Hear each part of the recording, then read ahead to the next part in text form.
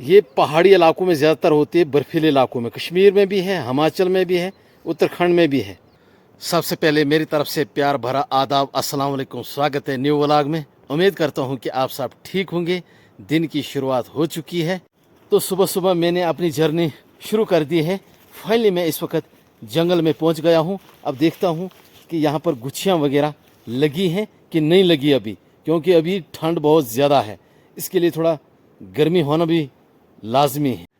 सबसे पहले मेरा वास्ता, ये जंगल का बहुत ही खतरनाक एक इंसेक्ट है। ये काटता खतरनाक है। कश्मीरी में इसे कहते हैं भिचरोड़। ऐसा इंसेक्ट है, जब ये काटता है ना, गोश्त के अंदर चले जाता है मगर खून बिल्कुल नहीं निकलता। जलन जबरदस्त होता है। ये जंगलों में पाए जाते हैं ज्यादातर, आजकल तो ज्यादा ही होते हैं ना। तो अभी ये काटेगा मुझे। ये देख रहा है नरम जगह, फिर नीचे चला जाएगा गोश्त के अंदर, फिर निकालना बड़ा ही मुश्किल हो जाता है। ऐसी चीजें भी जंगल में होती है। अब मैं प्रेस करूंगा तो इससे धुआं जैसा निकलेगा। ये देखो कितना धुआं निकला इससे। ऐसी ऐसी चीजें जंगलों में होती है। इस एरिया में मैंने बड़ी गुच्छी ढूंढी मगर एक भी नहीं मिली। अब तो मैं आस्ता आस्ता आगे की तरफ बढ़ रहा हूँ।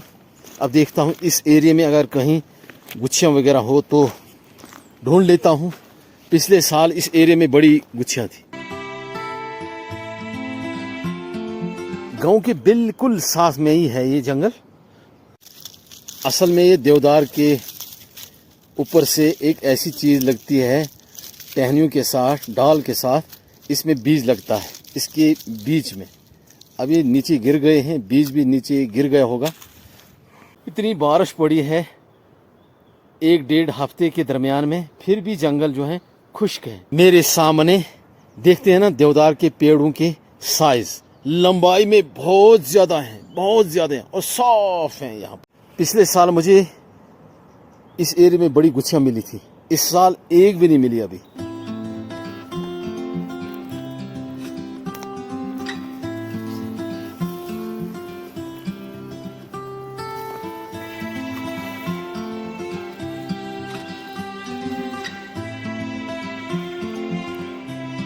मुझे लगता है कि अभी 15-20 दिन के बाद ही गुच्छियाँ लगेंगी। अभी ठंड भी बहुत ज़्यादा, इसलिए गुच्छियाँ अभी नहीं लगी है। मुझे लगता है कि 15-20 दिन के दरमियान में गुच्छियाँ लगना बड़ा मुश्किल है, नामुमकिन है, क्योंकि ठंड बहुत ज़्यादा है। इनके लिए गर्मी होना भी लाजमी है। यहाँ पर एक पेड़ भी गिर गया है देवदार का, देखते ना, साफ है। रास्ता भी बंद हो गया है। इस एरिया में देखता हूँ अगर यहाँ पर कहीं मिल जाए तो बड़ी बात नहीं, क्योंकि यहाँ पर छोटे छोटे देवदार के पेड़ हैं, इनके बीच में होती हैं ये गुच्छियाँ। इस एरिया में कदमों के निशान लगे हैं। लोग तो आए हैं ढूंढने के लिए, मगर मुझे नहीं लगता है कि उनको गुच्छियाँ मिली होंगी। क्या व्यू है सुबह सुबह, ज़बरदस्त। छोटे छोटे पौधे, झाड़ियाँ, सरसब्ज़ है। अब तो यहाँ पर भी हरियाली हो रही है, क्योंकि मौसम बहार भी स्टार्ट हो चुकी है हमारे पहाड़ों में। ये सरसब्ज़ घास है ना, इनके अंदर गुच्छियाँ लगती हैं, बिल्कुल अंदर ऐसे लगती हैं। तो आप हाथों से साइड ना करें, ये स्टिक्स वगैरह है ना, इनसे ऐसा साइड करें घास, ताकि कोई ख़तरा ना हो। क्योंकि हमारे पहाड़ों में छोटे छोटे सांप रहते हैं इनके अंदर, तो वो मिनट नहीं लगाते हैं काटने में। यहाँ पर मैं तलाश करता हूँ। पिछले साल मुझे यहाँ पर गुच्छियाँ बहुत मिली थी। अब देखता हूँ। आज अगर मैं मौसम की बात करूँ तो बादल ही बादल है आसमान में, तो ठंड भी है थोड़ी। ऐसे से पत्थर मिलते हैं जंगलों में, वाइट में, देखते हैं ना, पूरा वाइट पत्थर है ये।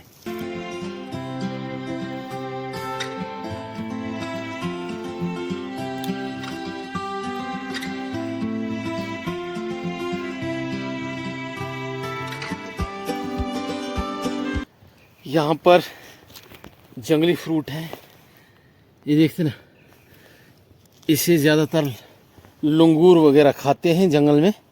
तो जंगल में बहुत बड़े बड़े पेड़ होते हैं इसके। तो हमारे यहाँ लोकल भाषा में कहते हैं इसे, कश्मीरी में गुग, और दूसरी लैंग्वेज में बोलते हैं गूं, और कश्मीर में बोलते हैं हमडोन। मुझे लगता है कुछ ऐसा ही बोलते हैं। ये पहाड़ी इलाकों में ज़्यादातर होती है, बर्फीले इलाकों में। कश्मीर में भी है, हिमाचल में भी है, उत्तराखंड में भी है। ये ऐसा फ्रूट आता है। तो पुराने वक्त में लोग क्या करते थे, इस साबुन की जगह इसे इस्तेमाल करते थे। गर्म पानी में डालते थे, फिर इसका छिलका निकल जाता था। इसके बाद अंदर वाला हिस्सा जो था ना, उससे कपड़ा धोते थे। तो ऐसी चीज़ें अब बहुत कम लोग यूज़ करते हैं। अब तो जंगली जानवर ही इन्हें खाते हैं, खासकर लंगूर वगैरह। वैसे मुझे लगता है कि कश्मीर में हम डोन ऐसा ही कुछ बोलते हैं। पक्का मुझे पता नहीं, अब भूल भी गया मैं नाम। पहले मैंने वीडियो शूट की थी कश्मीर में, तो उस वक्त मुझे नाम इसका याद था। घर में लेकर मैं सुगाड़ में इसे लगाऊंगा, बहुत बड़ा पेड़ बनेगा। फिर मुझे एक गुच्छी भी नहीं यहाँ पर मिली। अब चंद मिनटों के बाद मैं यहाँ से निकल जाऊँगा वापस घर की ओर। तो मुझे लगेंगे गांव तक कम से कम 20 मिनट। इस एरिया में देखता हूँ, अगर यहाँ पर मिलती है तो ठीक है, अगर नहीं मिलती हैं तो रिटर्न टू बैक होम। बहुत ही प्यारे फूल है माशाल्लाह, खुशबू बहुत ज़बरदस्त है। तो ऐसे पेड़ यहाँ हज़ारों की तादाद में हमारे जंगलों में हैं। तलहंजू का पेड़, तो हम कहते हैं इसे कश्मीरी में तलहंजू कुल। इसका फ्रूट भी बहुत ही टेस्टी होता है। पूरा वाइट में फूल है, ये भी वाइट में है, और ये है कुछ अलग रंग इसका। बहुत ही खूबसूरत कलर है इसका। इसके 2-4 कलर होते हैं फूलों के।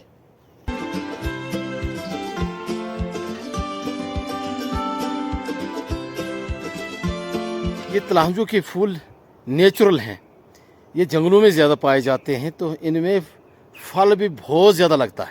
इसका जो फ्रूट है बहुत ही टेस्टी होता है। क्या डिज़ाइन है ज़बरदस्त पेड़ों का। दोनों ये देवदार के पेड़ हैं, बड़े बड़े पेड़ हैं ये। क्या व्यू है ज़बरदस्त।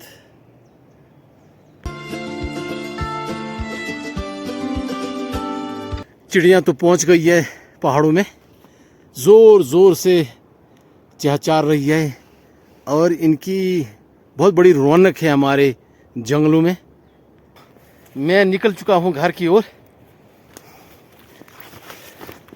15-20 मिनट के बाद पहुँच जाऊँगा घर में। असल में जो देवदार के तने के साथ जो है ना, हल्दी रंग के, ये देखते हैं ना, पूरा हल्दी है।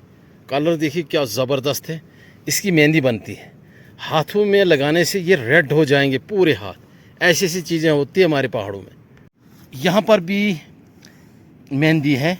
कलर देखिए कुछ अलग कलर है, कुछ वाइट ग्रीन है। इसकी भी मेहंदी बनती है।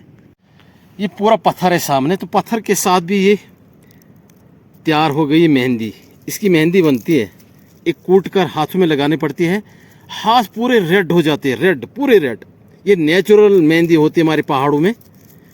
एक किस्म का पौधा भी होता है हमारे जंगलों में, उसकी भी मेहंदी बनती है। ये पत्थरों के साथ, देवदार के तने के साथ, या एक किस्म का पौधा होता है, सबकी मेहंदी तैयार होती है पूरी रेड कलर की। हाथों में लगाते हैं या पाँव में लगाते हैं। अभी मैं महसूस कर रहा हूँ ठंड बहुत ज़बरदस्त, इसीलिए गुच्छियाँ अभी तैयार नहीं हुई है। बहुत सी नेचुरल चीज़ें हैं जो अभी तैयार नहीं हुई है। माशाल्लाह कितना खूबसूरत चीज़ है पत्थर के साथ। ये देखते हैं ना, सॉफ्ट है, बिल्कुल सॉफ्ट, और कलर बिल्कुल ग्रीन है। ये भी पत्थर के साथ होता है। करीब करीब मैं गांव के बिल्कुल नज़दीक पहुंच गया हूं। ये है खुड़वा विलेज।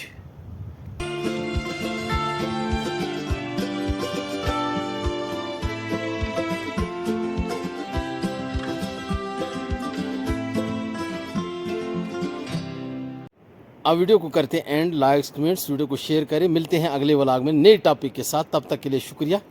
खुदा हाफिज़।